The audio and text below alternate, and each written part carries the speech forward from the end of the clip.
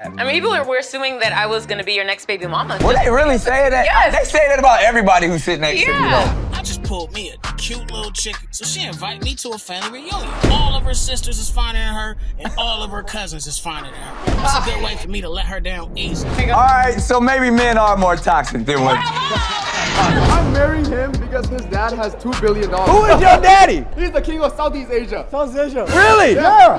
Tonight on Nick Cannon at Night, actress, comedian, and multi-talented digital creator is the one-woman show, Evelyn Gonzalez. A best-selling author and renowned psychotherapist, my brother, Dr. Mike Dow. Welcome to Nick Cannon at Night, where we discuss relationships, love, and all of that good stuff with the experts. And when I say good stuff, I mean sex. Feel free to talk about this however you want, but we have so many different women that sit in this seat from so many different perspectives. And to know, it's just an interesting fact to me. I would love to share it with the world, but you know, we've gone from adult stars to superstars to people who are a little bit more conservative in their space. And you've been abstinent from sex for 4 years. Yeah. God, that's the clap up. I mean, you know. I don't know. We gonna talk about that today. Yeah. Because I think even in some of the questions, I mean, like, one, obviously it's by choice, because you can have whoever you want to have, but is that something that you feel like is a career decision? Or is that something that just like, yo, when the time is right, we'll get to it, but it's just not your focus?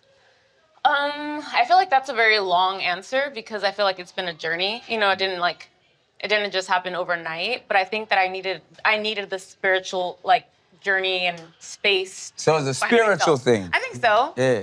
I think so, and just understanding. I was done with all of the regrets of after I was sexual with somebody and regretted it. I was just over that feeling.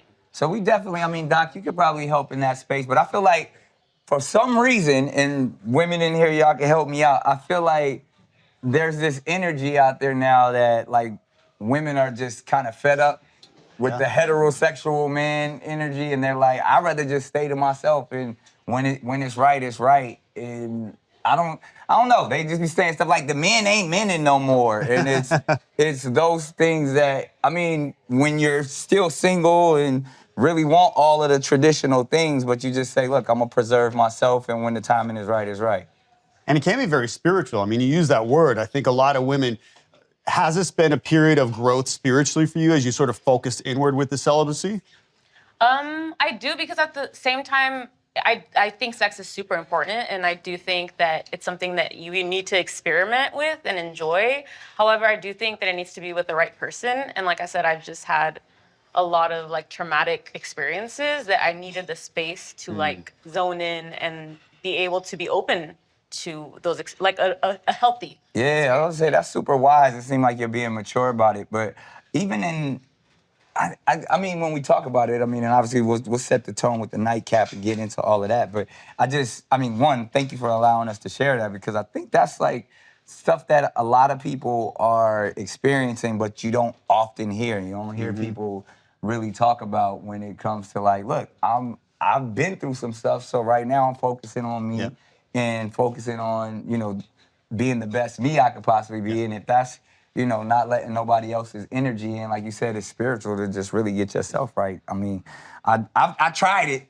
You did. A year and a half is a lot. I tried it for 1.5 years when I was young. But so let's even talk about that. The term, because I used to use the word celibate all of the time, celibate by a bit. But it was more, I learned that celibate in your celibacy is saving yourself for marriage. And being abstinent is just abstaining from the actual act. So I never, at one point, I was attempting to be celibate because it was a very spiritual and religious thing when you grow up in a Christian setting and fornication is bad and all of that stuff. The goal was I found a partner and we're going to withhold and not have sex until marriage, and then she cheated on me.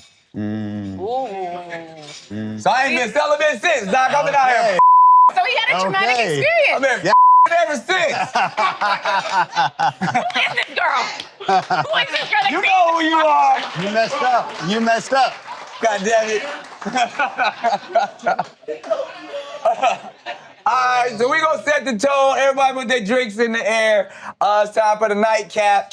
And usually, you know, nightcaps will get you right, but this nightcap gonna see if you're telling the truth or not. It's truth or cap. Drink to it if you believe it to be true. Only men experience premature ejaculation. Truth or cap? Cap. Okay, all right, ladies.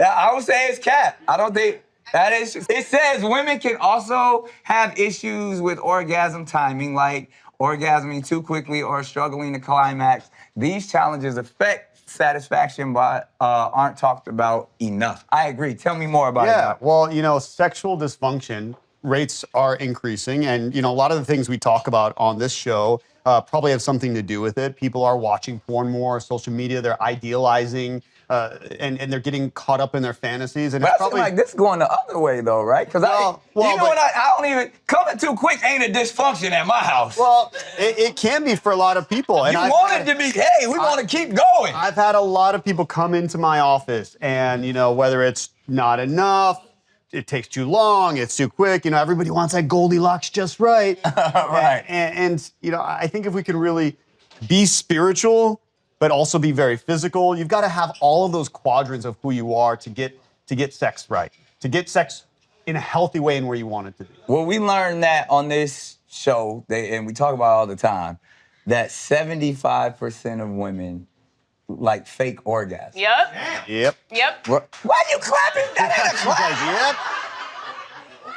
Yep. That is nothing to clap about. But, I mean, in that sense, I mean, like, first of all, that's toxic as Let's start there, ladies. Talk about you want somebody being honest. In my most vulnerable state, you gonna pretend with me? But when are we gonna tell you to stop? I don't know, but tell me the truth, Evelyn. You suck. Stop. Like, So you gonna put on a whole show that's not it's authentic? gonna end it quicker, yeah. Damn, now, do you And want then it to I'm gonna call my end? friend and I'm gonna tell her how you suck. I'm glad you ain't had sex in 4 years. Well, and sometimes Listen, I haven't had sex in 4 years because the majority of men don't know how to give head. Wow. Neil, Oh, no, she did. No, she did. Neil, this is Neil's face was like, oh no, not me. Right? The question is where you live. You're in the wrong spot. Majority of these women agreed with me though, so it's not just They did. Where y'all live? Yeah. Shout out to Neo in the building. Y'all make some noise for my brother Neo. But even in that, to your point, there is a lot of energy out there that we just, the compatibility, the chemistry isn't there like it should be. So in these settings, like, to me, like I said, I don't see a woman coming too quickly or having an orgasm prematurely is a bad thing. I think that's gonna build, if anything, it's building my ego. Like, yeah, I told that ass up. Like, because it happens so quick, and that is usually what I'm looking for is to please the woman. Well, and obviously women don't have the long refractory period that men have. So in a lot Refractory. of sense, you know, in terms I of went to public school. the amount of time it takes you to be able to recover to have another orgasm. Oh, to get it back up. Right. So I think when it comes to faking it, there can be times, especially since most women can have a greater number of orgasms in a short amount of time. Multiple orgasms. Yeah, so if you're faking the first orgasm because you are trying to communicate to your partner, yeah, you know, you're so great in bed, and then he has an orgasm, and then that actually makes you have your real orgasm, I think that's a good example of when faking it could actually be helpful. So it's just a bunch of fairy tales.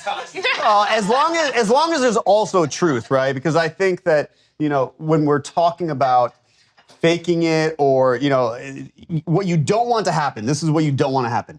Somebody has an orgasm too quickly and you're like, man, you shame them, you make your partner feel bad. When they be calling them 2-minute men and all that type of because stuff. Because then that gets in somebody's head and then you have anxiety, you have that anticipatory anxiety around performance, and that, it's not really the act of premature ejaculation or erectile dysfunction itself, it's the way people make you feel about it, that can actually make it far worse. Can we just call it what it is, though? Because it's usually the women shaming the men in that scenario. I would agree. Most of the time it is the men because of, obviously, the erection is something that is very visible. You can't fake an erection. You either have the erection or you don't. And Well, you can. You need a couple popsicle sticks. What? that'd be a very interesting orgasm. But, you know, I do think that men get a lot of the... Stop judging me. I'm like trying to picture, like, what do you... Take this. Okay. Get a rubber band, some popsicle sticks. Okay. All right. How do we fix that, Doc? Like, women, like, in that sense, it's already, I mean, see, I don't know. Like, it's already hard enough in the dating scene, but then when you know there's an extra pressure that's really potentially can be ego crushing, to where now you got a bad dick report out there. Yeah, and listen, I could tell, I think by the way you said it, you're talking about some man that you don't really love, care about, right? Of course. So I think if it's a man that you really want to have a relationship with and you're talking about him, if that ever gets back to him, man, that for his ego and just his, again, that anticipatory anxiety about erections, about orgasms, it can really have a negative effect, and sometimes that can end a relationship. So be very, very careful, because it is a sensitive topic.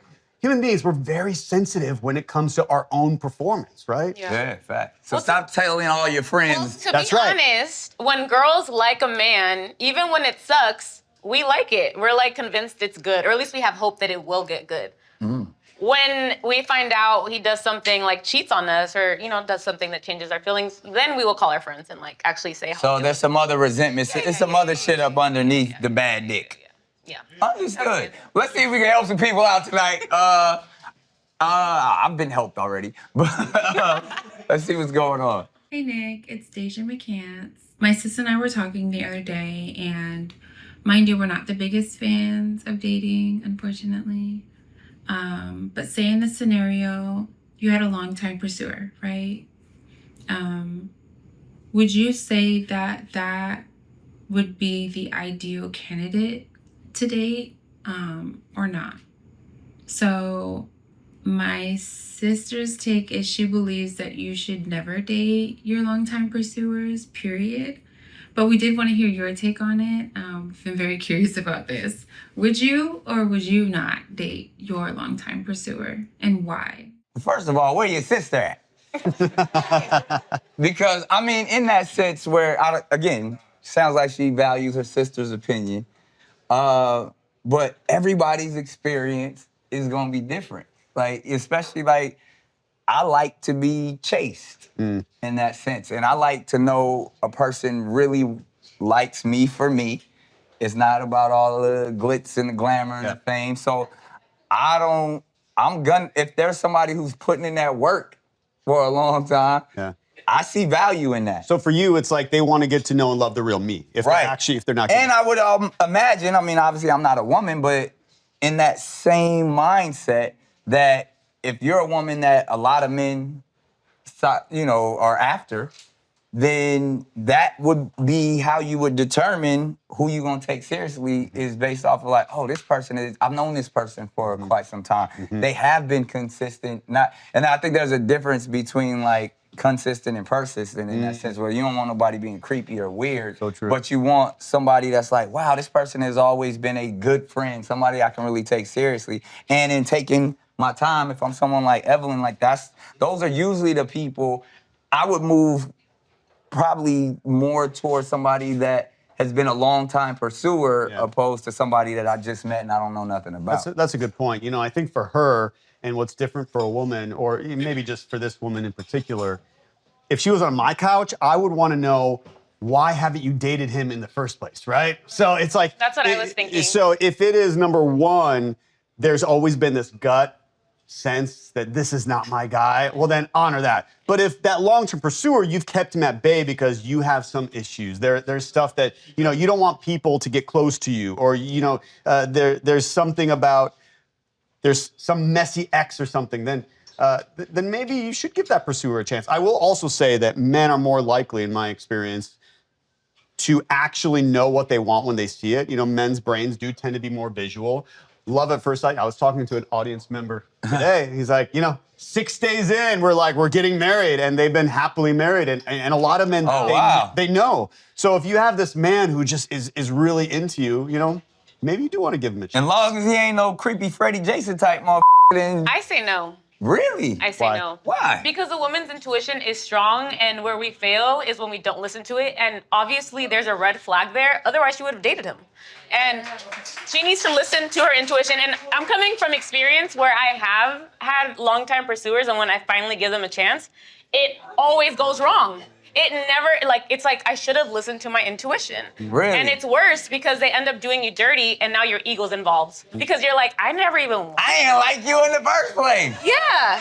But see, to me, that's, I don't know. Again, that takes that hopeless romantic dream fairy tale thing out of it because, again, if we're talking about the stuff the romance novels are made of, it's that person that was always there, that always loved you, give them a chance, and it's happily ever after. It does But it sounds like that never happens. It sounds like when you give that long-time pursuer a chance, he you over too. Yes. Tenfold.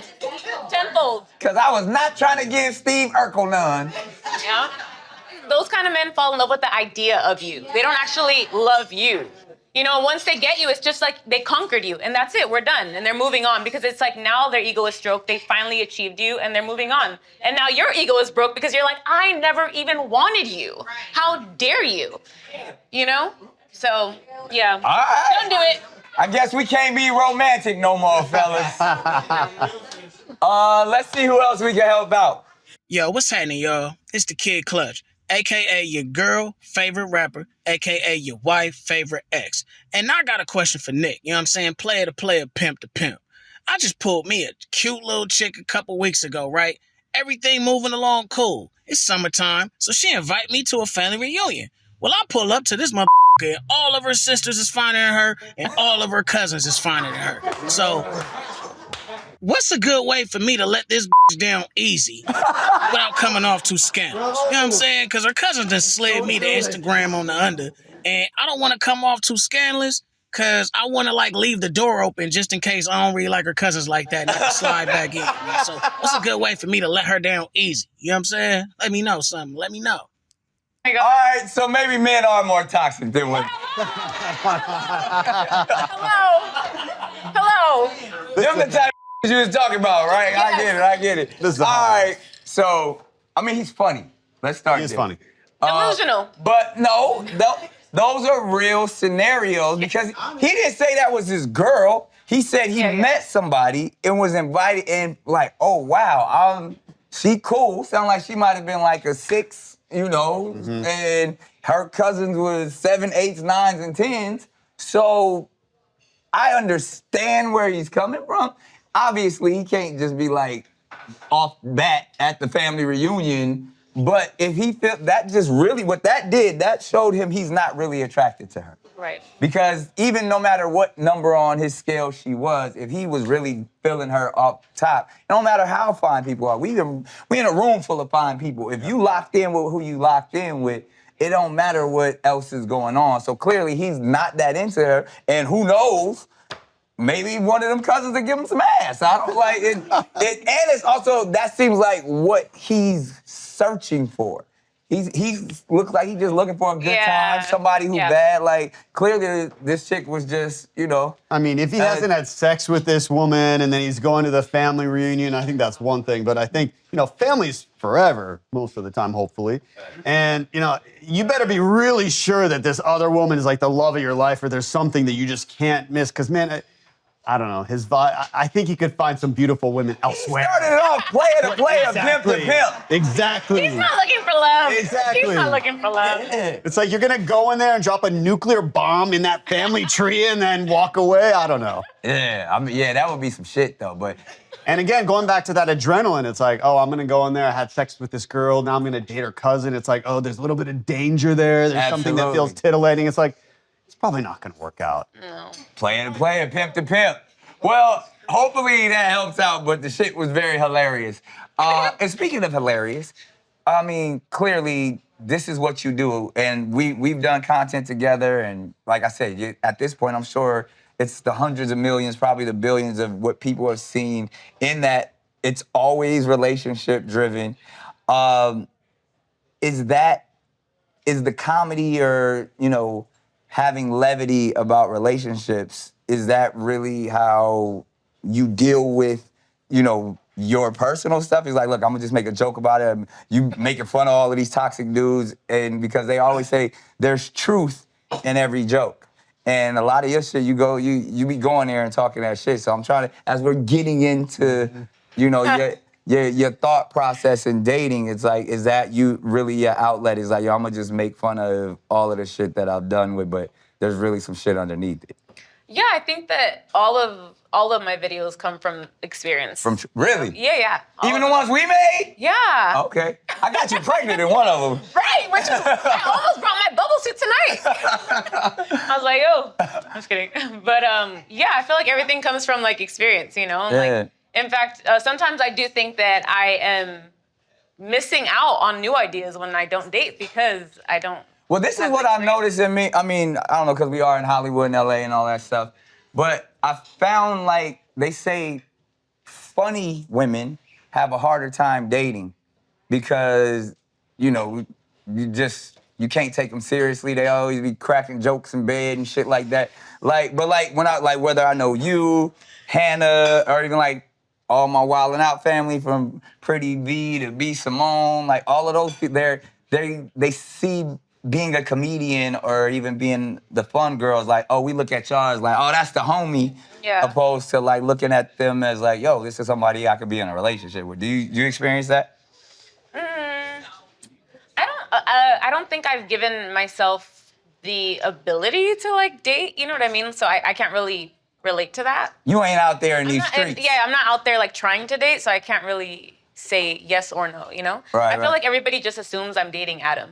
Everybody does. I thought y'all was dating for real, but so I think that's clearly if you ain't had nothing in 4 years. I am not dating Adam. Yeah. Okay. And then obviously Adam being, one of the most prominent and top creators in the YouTube space. And all you guys stuff, you guys are pretending to be together in the content, so I can see why people would assume that. I mean, people were assuming that I was gonna be your next baby mama. Well, they really say that? Yes. They say that about everybody who's sitting next to me, though. I'm like, yo, it's just a comedy video. Yeah. Like, I do not sleep with every person I do a video with, I think that's the fantasy thing. Like, when they see people that, they admire, they see people who make content, they start putting storylines and stuff like that. Well, because there are real couples that make content. So I think that people just generalize it, like, oh, okay, this couple makes content, so everybody that makes content together is like, but it's interesting because even people like another close friend of mine, like who I came up in the game with, like a Tiffany Haddish or something like that, who dates out loud, you know what I mean? She talks about it in her act. And we've seen her with everybody from Common to whoever, and like she talks about her experiences, and a lot of it is like, oh, I'm the cool chick, I'm the homie, and it's almost like they don't tap into who the real woman is because they're so used to the entertainer or the person that's making them laugh. Right. So I was wondering if you had ever I think we all have these archetypes within us, right? These different masks that we can wear, and every archetype has a different motivation, and I think if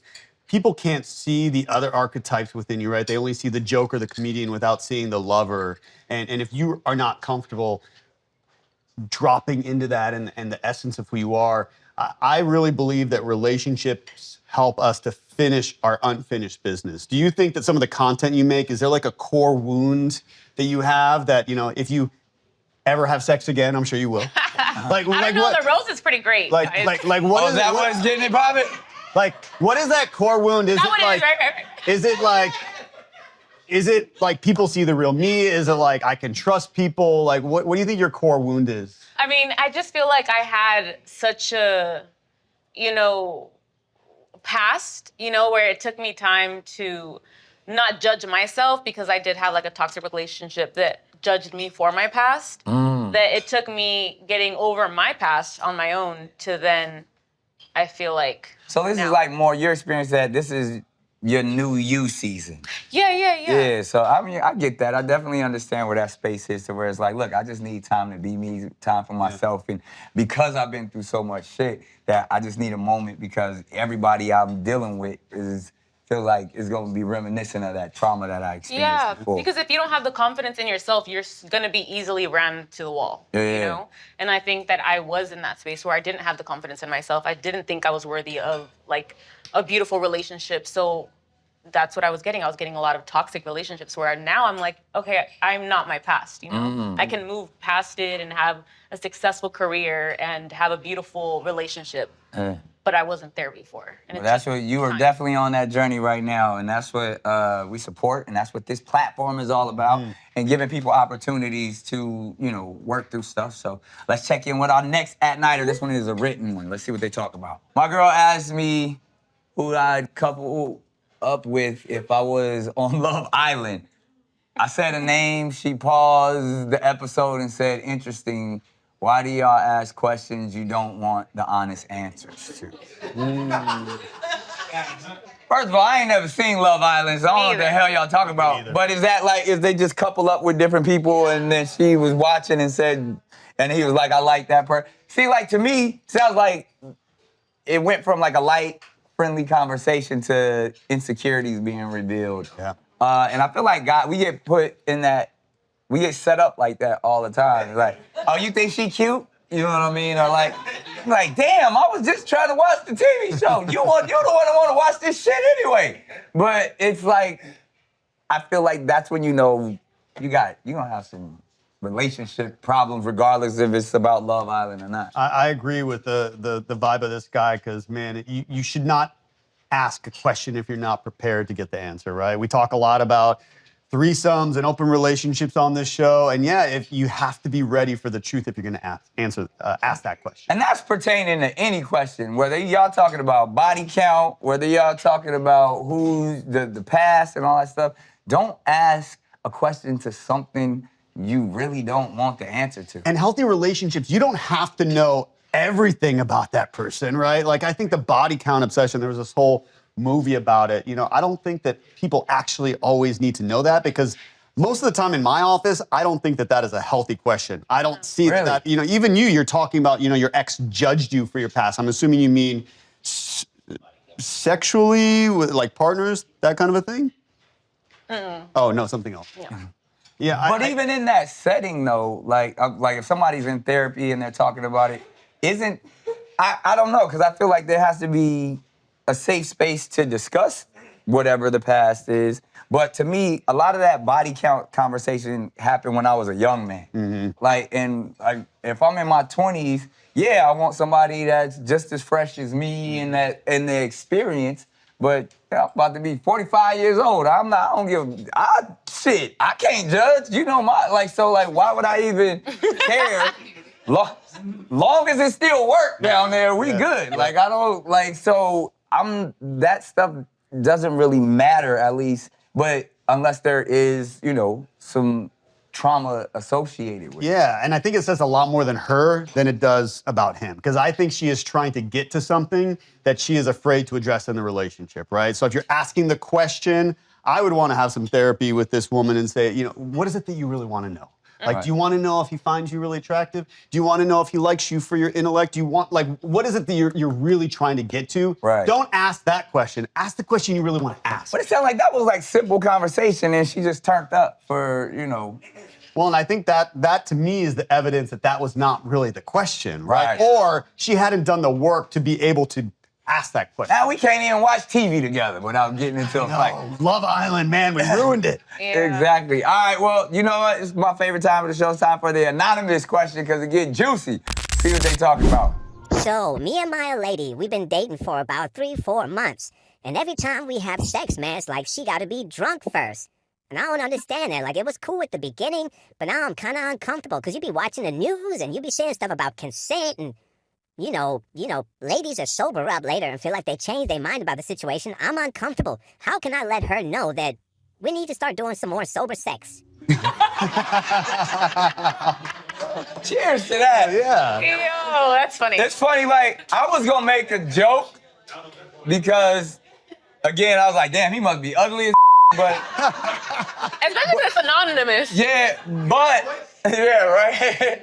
But he started tapping into some real shit at the end, because, like, if it's, especially, like, again, I don't drink. So I understand the sober sex concept, because I don't want this person mind or decisions to be altered whatsoever, especially if I'm 100%, you know, sober because of the climate that we are in today. So I completely understand that we're like, look, but because I have had drunk sex, and especially like, I at least say like, at least the first time should be sober. Like everybody should have all their connectivity and all their faculties in order, at least for the first time, because you want to make sure that everybody really wanted to consent and really do this. But once you're with somebody and she like to get a little saucy, you know, or y'all at the club and you get back to the house or the hotel or wherever, then that's a different scenario. But what I feel like is the bullshit is when she wake up and she don't remember how good I tore that ass up last night. That's why you're mad she was drunk. Put all that work in and you don't even remember? That was an Emmy-worthy performance. You know, I think you hit on something. That's why I taped it, goddammit. No, I'm joking. Neo. No, but with consent, of course. You hit on something. You said, you know, it's okay if you have drunk sex sometimes, and you know that's okay. I think the problem with this person is it's every single time, right? So there's something deeper here. So the deeper issue could be this person has anxiety around sex. This person has issues with their own confidence. Maybe this person doesn't really like this guy that much, and the only way she can do it is to be a little drunk. Yeah. Any of these issues need a little bit of attention. You know, the other thing in the brain, dopamine tends to beget more dopamine, right? So it tends to cluster, meaning if you do something like take a lot of crystal meth, and then that releases a lot of dopamine in your brain. Your brain. We was talking about tequila, Doc. Or hey, listen, or alcohol. All the way the other way. Well, crystal meth tends to be it's one of the drugs that really releases the most dopamine. Alcohol also releases a lot of dopamine. Your brain will then gravitate towards other dopamine-seeking behaviors like sex. So if you do that over and over again, you are creating, again, this association and this template that then you can only have sex when you're messed up. You know, I treat a lot of addicts in recovery, and that is a real issue in recovering addicts and alcoholics, where it's like, I don't know how to have sober sex.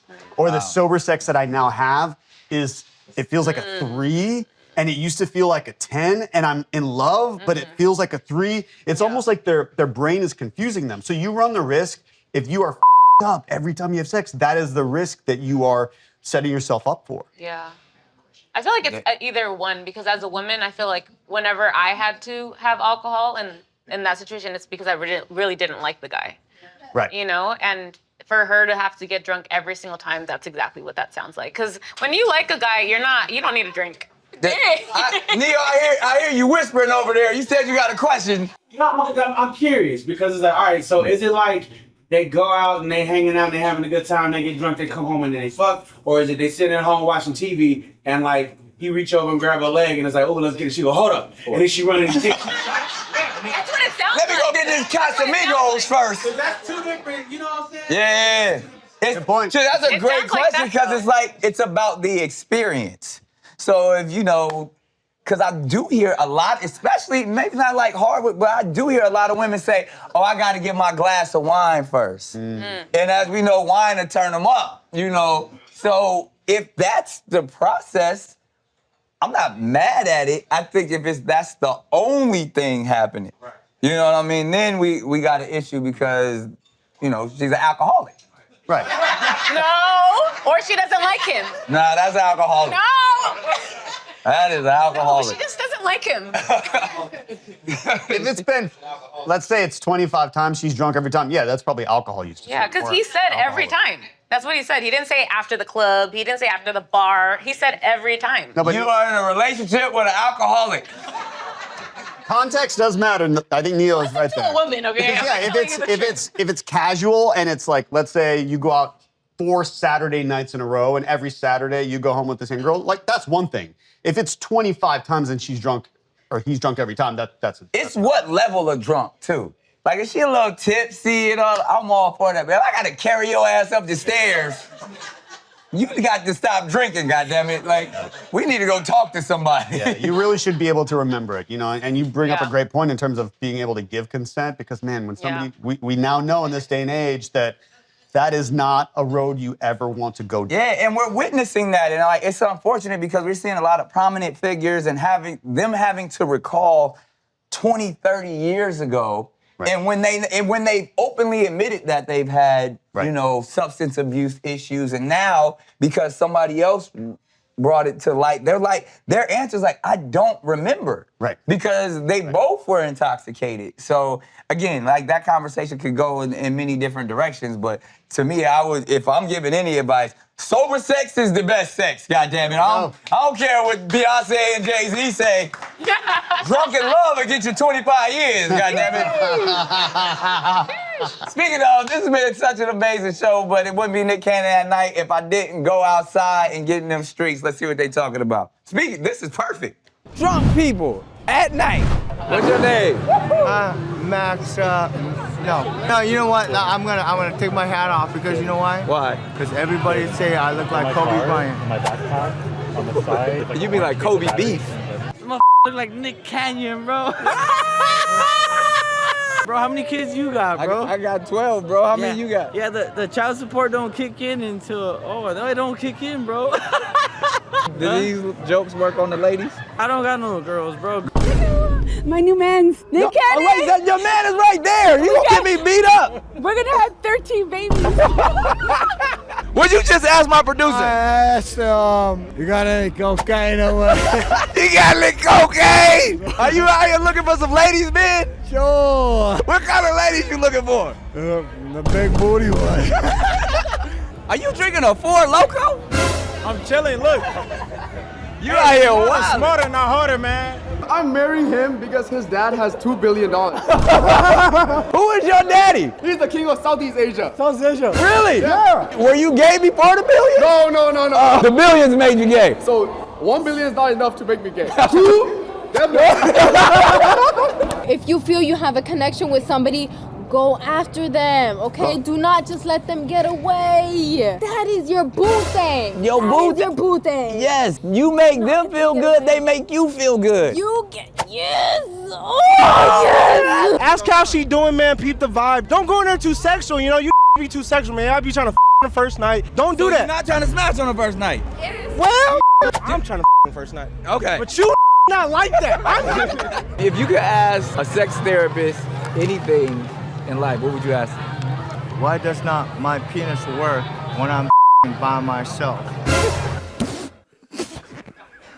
Why doesn't it work when you by yourself? I think you can answer that yourself. I guess I'm a little bit shy. If it was a beautiful lady that you want to see right now, what would you say to her? Hello, is it me that you're looking for? Wow. You guys are heterosexual. Yes. Yeah, no, I'd be Nick, I'd be Nick, you sure? Bro, I'd be Homosexuals too. Put me on, man. Yo, I'd be pussy. Okay, I was about to say, I think homosexuals might more than heterosexuals. Nah, I'd be pussy. Okay. Yeah, no, like you, Mike. Yeah. We pussy. Your socks are untied. I got you. Barbie's good. Bobby said my socks are untied. My dumb ass looked down. Found it though. High five. Found it. And then. That's what my kids do. I have no idea. I've been marrying you since he was with we was with And I wonder where you are, and I wonder what you do. Sing to them hoes. Come on, man. I don't know that song. Give me some French fries. Yeah, you ate them all. I got you, dude. Thank you, man. Have a good night. That was so good. That was so good. And that is a prime example why sober sex is key. Literally. Thank you guys so much. It's been another amazing episode. Give it up for Evelyn Gonzalez and Dr. Mike Dell. Y'all know what to do. Like, subscribe, slide into them DMs. It's Nick Cannon at night. We out. Cheers. Right now, that was... Get ready. If you like Nick Cannon at night, you can watch it on YouTube or watch new episodes early and ad-free right now by joining Wondery Plus in the Wondery app, Apple Podcasts, or Spotify. Before you go, tell us about yourself by completing a short survey at Wondery.com/survey.